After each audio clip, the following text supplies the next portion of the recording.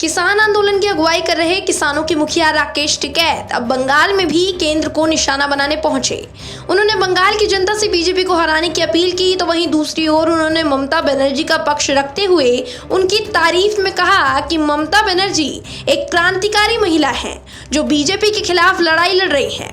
टिकैत ने ममता बनर्जी को लगी चोट के पीछे भी बीजेपी को ही वजह बताया। उन्होंने कहा, मुझे लगता है कि साजिश के तहत ममता को अस्पताल भिजवाया गया है।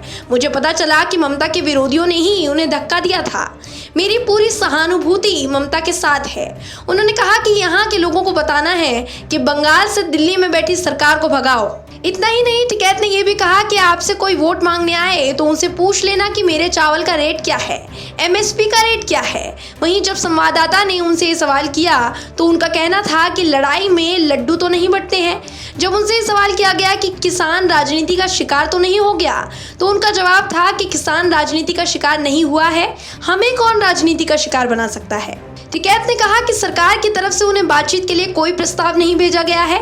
यही वजह है कि अब उन्होंने किसान आंदोलन की मुहिम पूरे देश भर में छेड़ दी है। अब एक तरफ तो टिकैत का ममता के पक्ष में बोलना ये साफ जाहिर कर चुका है कि टिकैत चुनाव के बीच बंगाल का दौरा करके दीदी की नैया पार लगाने में जुटे हैं, लेकिन अपने साक्षात बयानों से पलटकर वो दूसरी तरफ ये भी कह रहे हैं कि वो किसी पार्टी विशेष का समर्थन करने को नहीं पहुंचे, बल्कि सिर्फ उनका समर्थन कर रहे हैं जो बीजेपी को हरा सके।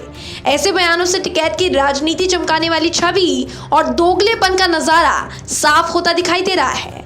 Bureau report, OMS news. और भी वीडियोस देखने के लिए चैनल को सब्सक्राइब करें और बेल आइकन को दबाएं।